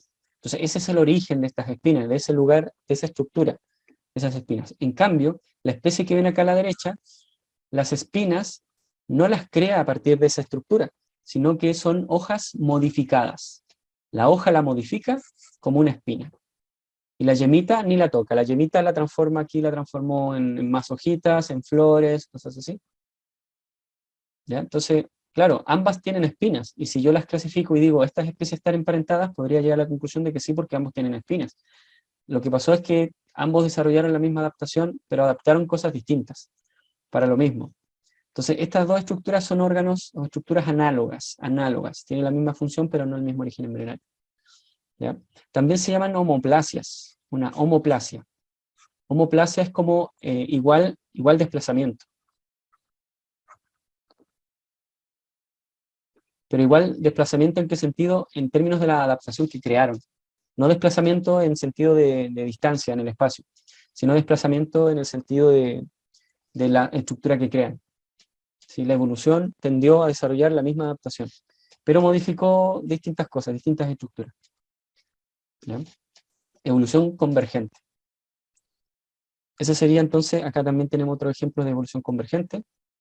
En Australia tenemos este animalito que es una ardilla, y esta ardilla desarrolló esta capacidad de planear, planea de esa manera, y resulta que en Norteamérica también tenemos una ardilla que hace lo mismo, pero no es que no es que se hayan copiado, o no es que una ardillita en el pasado tenía esta capacidad y estas dos están emparentadas, quedaron separadas geográficamente nada más, en el origen probablemente, o sea, no es esa la explicación, eso voy, sino que cada una por separado desarrolló la adaptación. Es como que a ti se te ocurre una idea y a otra persona en otra parte del planeta se le ocurre lo mismo. ¿Ya? No es que ustedes hayan tenido quizás el mismo maestro y este mismo maestro les, les puso esa semillita de esa idea, ¿ya? Y después solamente uno se fue a Estados Unidos y el otro se fue a Australia, sino que cada uno por separado desarrollaron la misma idea. Es como lo mismo, es como lo mismo. Entonces uno podría llegar a la conclusión de que estos individuos están emparentados, pero realmente no lo es, no está. Aquí tenemos otros ejemplos, tengo varios ejemplos. ¿Ya? Las salamandras, aquí hay una salamandra que no tiene pigmentos y no tiene ojos tampoco, no tiene ojitos. Esta salamandra vive en una cueva y resulta que hay langostas que también no tienen pigmentos y no tienen ojos. Y uno puede decir, probablemente estos individuos derivaron del mismo ancestro que no tenía pigmento y no tenía ojos. Y se generó una langosta y por otro lado se generó una salamandra. Pero aquí no, aquí tendieron a desarrollar la misma adaptación porque como viven ambos en cuevas, al parecer quizás sea un gasto de energía significativo el generar el pigmento o el generar ojos que no les sirven para nada. Entonces los organismos se fueron seleccionando en este sentido y finalmente tienden a desarrollar la misma adaptación. ¿Ya? Y ahí los cactus también pasa lo mismo allá abajo, pero se entiende, me imagino, el punto con esto. ¿Ya? Distinto origen embrionario, pero igual función o muy similar función. Y ahora los órganos vestigiales. Órganos vestigiales son estructuras u órganos de pequeño tamaño, vestigial, ¿cierto? Como una pista de algo que funcionó en algún momento y que por lo general no tienen función, o al menos o funcionan pero poquísimo, que se encuentran en plantas y animales, cuyos parientes ancestrales próximos, o sea, si tú analizas el registro fósil, probablemente puedas encontrar esta estructura más desarrollada en algún individuo en el pasado, tienen el mismo órgano completamente desarrollado y funcional, o sea, más grande, quizás desarrolla una función, claro, mucho más completa que lo que se está desarrollando en el individuo que lo tiene ahora, en la actualidad. O incluso hay otro grupo, por ejemplo, los reptiles, los reptiles tienen un tercer párpado, ¿cierto? Que es el que se cierra de manera lateral para poder ver, tener una visión como si fuera una escafandra, unas gafas bajo el agua y puedan ver perfectamente bajo el agua. En cambio nosotros no tenemos esa cualidad, pero tenemos aquí unas membranitas que van por el bordecillo que podría ser una estructura que quedó como remanente de ese proceso. O el hecho de tener la muela del juicio, que uno dice, ¿y para qué tenemos muela del juicio si no tenemos tanto espacio en la boca? Bueno, al parecer la boca se retrajo antes de que se desaparezca la muela del juicio. Entonces, estas estructuras son como vestigios de algo que fuimos en algún pasado. Lo mismo el coxis, esta colita, esos huesitos que tenemos del coxis también no tienen una función aparente, pero en otros individuos eso genera una cola, ¿no? El apéndice también, esta estructura que en algunos casos creo que los mamíferos, en los herbívoros, eso se encarga es como una parte más del estómago, degrada vegetales, creo. ¿Ya? Y tenemos otros casos que son mucho más interesantes, miren, por ejemplo el de las ballenas, el de las orcas, los cetáceos, ellos tienen unos huesitos aquí a nivel de la pelvis, si es que tienen pelvis, tienen unos huesitos que no tienen ninguna función aparente y están ahí. Es raro, ¿no? Y resulta que esos huesitos, en los individuos, en los tetrápodos, en los animales terrestres, los cuadrúpedos, esos huesitos ahí se insertan piernas, extremidades posteriores. Y uno dice, ¿y para qué tienen estas estructuras si no tienen piernas? Dios cuando los creó se equivocó, se los olvidó sacarle esa estructura. ¿Ya? Entonces esas estructuras vestigiales también nos hacen dudar al menos de algunas cosas, nos hacen cuestionarnos algunas cosas. ¿Ya? Y eso sería la parte de anatomía comparada que no alcanzamos a ver la clase pasada. ¿Sí? Después venía, según esto, bueno, después venía biología molecular, pero ya lo vimos también la clase pasada. ¿Ya? Y eso sería jóvenes. También en su guía también aparecen otras evidencias, ¿ah? Pero estas evidencias más que nada no son evidencias que se puedan considerar por separado, sino que son evidencias que te nutren un poco más en la teoría de la evolución. No son evidencias concluyentes 100% por sí solas, sino que en un contexto de uniéndolas con todos estos rompecabezas, con todas estas otras evidencias, le da mucho más sentido a la teoría de la evolución. Y ahí es donde tenemos la biogeografía, que aparece en su guía, la biogeografía, pero en sí la biogeografía no es como una pista en sí que te permita creer en la evolución. ¿Ya? Lo único que aportaría la biogeografía lo que determina es la distribución geográfica que tienen las especies. Nada más que eso hace la biogeografía. Determina cuál es la ubicación espacial de las especies. ¿Ya? Y tú puedes, por medio del registro fósil, puedes saber dónde estaban distribuidas las especies anteriormente. ¿Ya? Entonces te puedes hacer, no solo de esta manera, no solo vas a saber dónde estaban ubicadas o dónde están ubicadas las especies actualmente, sino que puedes estirar el eje del tiempo y saber dónde existían antes también. Y ahí uno se da cuenta gracias a la geología, uno se da cuenta que los continentes antes no eran, o la Tierra, la corteza de la Tierra no era como está ahora distribuida. Antes existía la Pangea, ¿cierto? Y ahí esto empezó a moverse, las capas de la Tierra, la- la- la- las placas tectónicas se empezaron a mover en distintas direcciones hasta que quedó como está actualmente. Y más adelante va a estar de esa manera. Entonces, la biogeografía te explica un poco la distribución nada más de las especies. Y quizás te pueda sugerir que, que algunas especies que, por ejemplo, tenemos en América y algunas especies que tenemos en África se parezcan mucho. Hay veces que, no sé, tenemos el ñandú, el emú, tenemos el avestruz, ¿cierto? Esas aves que son bastante grandes se parecen mucho entre sí. Y uno dice, ¿cómo lo podemos explicar? Bueno, podemos hacer análisis moleculares también, pero originalmente Europa, América, todo eso estaba conectado. En este momento aquí, por ejemplo, ¿ve? Ahí está, América, África, estaba conectado. Entonces vamos a tener una flora, una fauna, una vida muy parecida entre Europa y América. No sé qué tiempo esto se separó, no lo sé. Entonces, probablemente había una población que se distribuía en esta zona, entonces quedaron algunos ejemplares acá y otros ejemplares acá. Entonces, cada uno evolucionó a su ritmo, de acuerdo a las presiones selectivas que habían en ese momento y es que crearon las diferencias y se generaron nuevas especies, por ejemplo. Eso básicamente me dice la biogeografía. ¿Ya? Me habla de la distribución de las especies, cómo estaban y por qué podrían parecerse algunas que están en distintos continentes, por ejemplo, asumiendo que antes los continentes estaban pegados. ¿Ya? Entonces complementa un poco nada más el tema. Aquí podemos ver, ahí teníamos Sudamérica, teníamos África, la Antártica, Australia, la India, y aquí vemos cómo algunas especies que hemos visto en el registro fósil tienen una amplia distribución. Los podemos encontrar ahora, por ejemplo, en Sudamérica, en esta zona, también lo encontramos en la parte de África, en esta zona de acá. Esta especie sí que tiene una distribución amplia. En Australia también lo podemos encontrar en el registro fósil. Y uno dice, ¿y qué pasó aquí? O sea, esta especie fue creada en estos distintos continentes. No, hay que pensar que antes era todo un continente y después se fue separando, entonces por eso que explicamos así, de esa manera las cosas. ¿Ya? Esto hay que tener un punto ahí a considerar nomás cuando ustedes quieran especular sobre algunas cosas. ¿Ya? Mientras más antecedentes tengan de las cosas, mejor. Si pueden tomar decisiones mucho más acertadas. Eh, y la taxonomía, también aparece la taxonomía en el temario, o sea, en el temario, en la guía. La taxonomía es una ciencia, no sé si llamarle ciencia, la verdad. La taxonomía lo que hace es crear, sí, es un estudio, sí, porque hasta donde yo sé no utiliza el método científico de la taxonomía. La taxonomía lo que hace es crear grupos. Crea grupos de acuerdo a parentesco. Y sabemos que el parentesco es te puede engañar el parentesco. O sea, tú podrías tomar los delfines y decir los delfines son peces y lo metes dentro del grupo de los peces, de acuerdo a parentesco. Crea grupos de acuerdo a parentesco. pero parentesco como morfológico,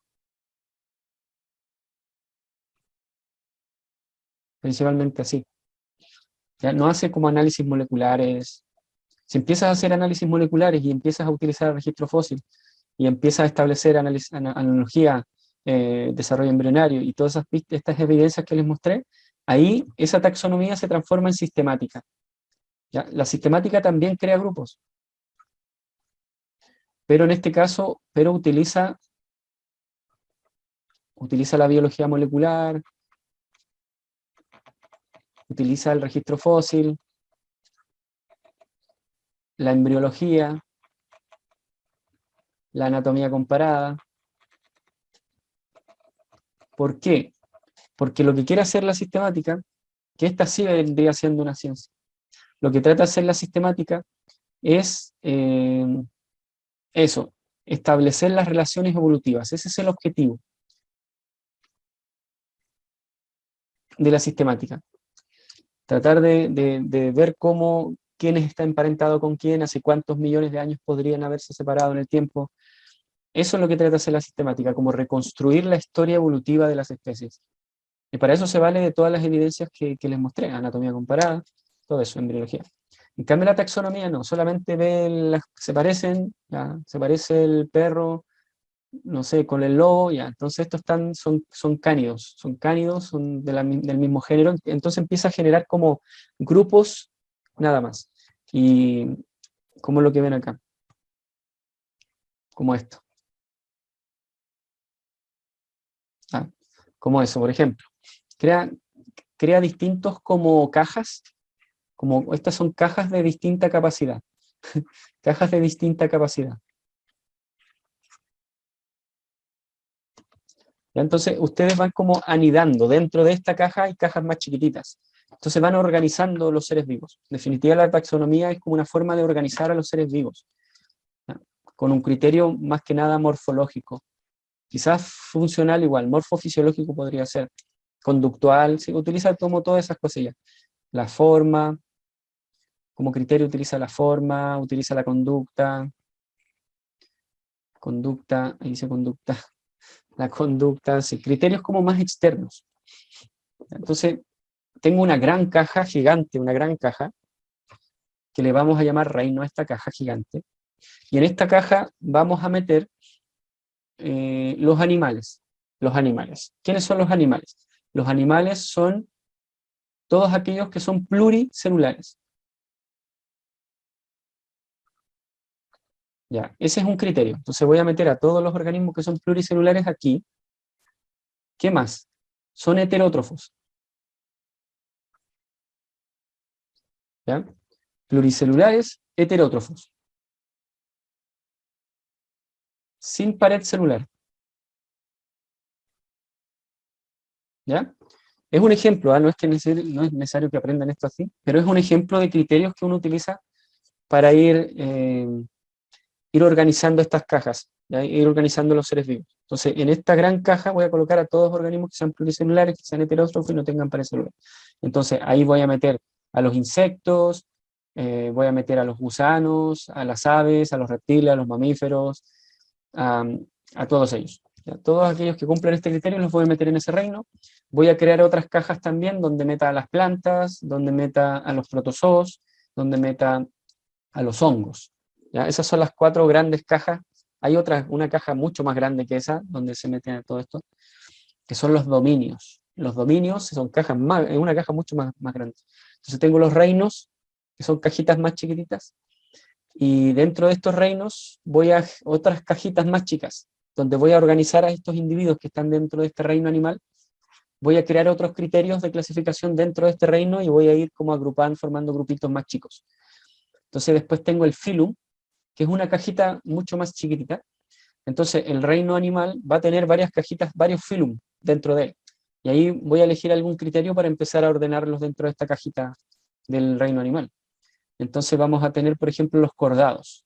Los cordados son aquellos que tienen médula espinal. Los que tienen médula espinal. Entonces todos aquellos que tengan médula espinal, a ellos los vamos a colocar en una categoría llamada cordados. ¿Ya? Todos ellos tienen médula espinal. cordados, ¿ya? Y hay otros que no tienen médula espinal y quizás otros criterios más. Y así, ahora, dentro de los que tienen médula espinal, yo veo que hay un grupo que se parece mucho a las aves.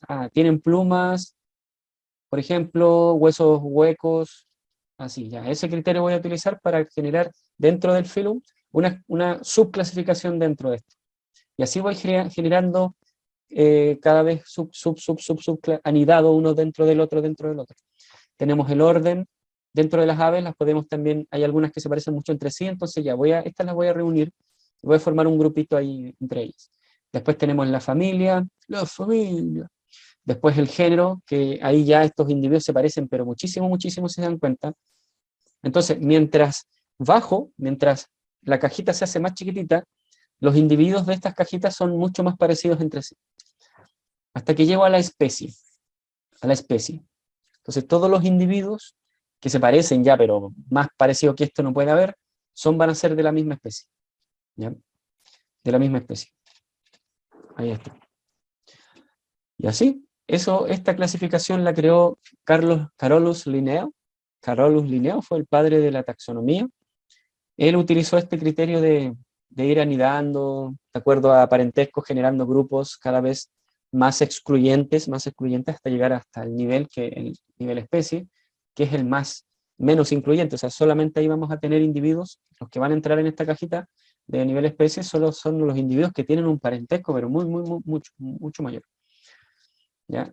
Y él definió que esos individuos tenían que tener un nombre específico, que es este, y un nombre genérico, que es este. Quercus, por ejemplo, esto es para los robles, creo. Quercus alba. Ya nosotros somos Homo sapiens. Y él nos puso Homo sapiens. Homo sapiens, sapiens. O sea, más sapiens no podemos ser. ¿Ya? Eso es la especie y esto es como la subespecie. Esto es como una subespecie. Porque pueden haber más subclasificaciones dentro, también pueden haber más abajo de especie. Subespecie. Pero bueno, eso es lo que planteó Carlos Linneo. ¿Por qué lo hizo? Porque como se parecían algunos individuos, los empezó a organizar así. O sea, fue como a ver, organicémonos, que por un lado es algo funcional, les va a servir para entender la vida, como los organismos, pero la idea no fue representar la evolución. De hecho, Carlos Linneo no creía en la evolución, ¿vale? Él no cree en eso, pero cuando los evolucionistas empezaron a darse cuenta que podría ser esto una pista para la evolución, Carlos Linneo, bueno, se negó, dijo, no, esto la verdad no refuerza la evolución. Aunque con el tiempo se empezó a cambiar su punto de vista. ¿Ya? Y que probablemente, claro, ese ordenamiento que él creó podría estar representando la evolución. ¿Ya? Pero la sistemática es la que trata de representar la evolución, no la taxonomía. Y ahí está. Eso sería, jóvenes, entonces, los temitas relacionados con la evolución. Miren, aquí yo les muestro esto, que parece una serpiente, ¿verdad? Parece una serpiente, pero no es una serpiente. Este es el lagarto de cristal. Uno dice, ¿pero cómo? ¿Es un lagarto? ¿Y sin patas? Entonces, ¿eso no sería una serpiente? ¿Una serpiente no es un lagarto sin patas? Bueno, al parecer no. Al parecer las serpientes no son lagartos sin patas. Aquí vemos por encima, pero no vemos, por ejemplo, los huesos que poseen, no vemos la conducta que tienen. Creo que este no tiene esa lengüita que hace así, como la serpiente. ¿Ya? Le faltan varias cosillas, pero exteriormente parece una serpiente. Entonces aquí uno ve que esto se llama convergencia evolutiva. Convergencia evolutiva.